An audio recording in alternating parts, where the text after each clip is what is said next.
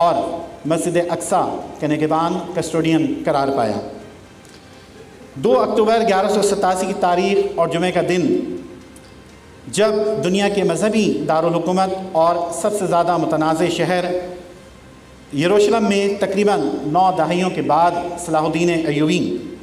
کی قیادت میں ایک بار پھر مسلمانوں کی حکمرانی کا دور شروع ہوا اور شہر کی فصیلوں پر ایوبی پرچم لہرایا گیا۔ 2 اکتوبر کی وہ رات معراج کی شب بھی تھی۔ صلاح الدین ایوبی ایک مثالی فاتح کی حیثیت سے بیت المقدس میں داخل ہوا اور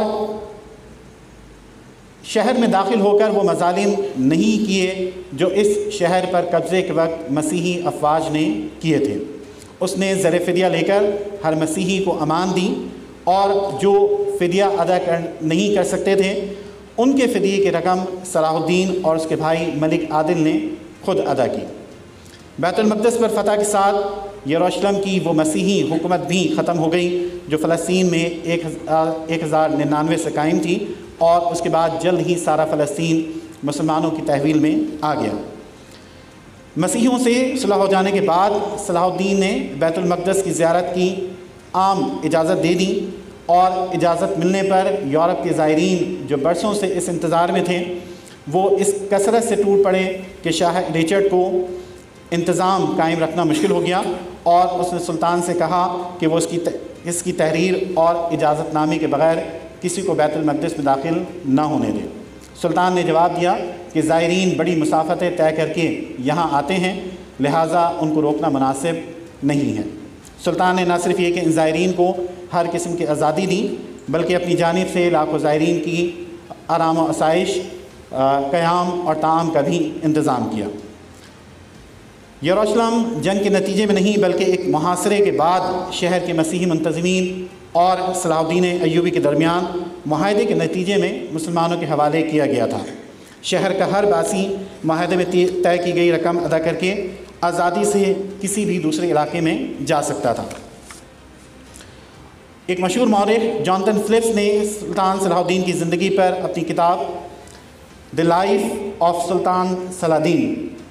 میں لکھا ہے کہ یروشلم کے مسیحی شہریوں کو ایسا کچھ دیکھنے کو نہیں ملا جس کی وہ توقع کر رہے تھے۔ جیسا کہ بادشاہوں کا دستور ہے، قرآن نے اس بات کا ذکر بھی کیا کہ ان الملوک اذا دخلوا قریۃ افسدوها وجعلوا اعزۃ اہلها وکذلک یفعلون، کہ جب بادشاہ کسی شہر میں داخل ہوتے ہیں تو وہاں فساد برپا کرتے ہیں، وہاں کے اہل عزت کو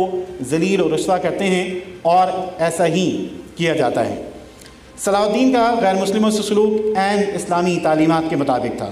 مغرب اور مشرق کے دونوں ہی مورخین نے صلاح الدین کی وسعت قلبی اور مذہبی رواداری کے بہت سے واقعات بیان کیے ہیں، اور یروشلم کی فتح کے موقع پر سلطان صلاح الدین ایوبی نے ہر اس اندازے کو غلط ثابت کیا جو ماضی میں اس شہر میں ہونے والے واقعات کی بنیاد پر قائم کیا گیا تھا۔ اور یہی وجہ ہے کہ اسی یورپ میں جہاں صلاح الدین ایوبی کو اپنے زمانے میں خون کا پیاسا اور شیطان کی اولاد کہا گیا تھا، وہیں 20ویں اور 21ویں صدی میں ہیرو کا درجہ بھی دیا گیا۔ مثال کے طور پر سن 2020 کے اکتوبر میں ناروے میں سلاڈین ڈے منایا گیا۔ BBC اردو سروس نے ناروے کے ایک ادارے ہاؤس آف لٹریچر سے رابطہ کیا جو 2009 سے سلاڈین ڈے منا رہا ہے، اور ناروے میں اس دن کے منانے کا سبب دریافت کیا تو بتایا گیا کہ صلاح الدین نے یروشلم کی فتح کے موقع پر جس کردار کا مظاہرہ کیا تھا وہ یہودیوں، مسیحیوں اور مسلمانوں کے مل جل کر رہنے کے بارے میں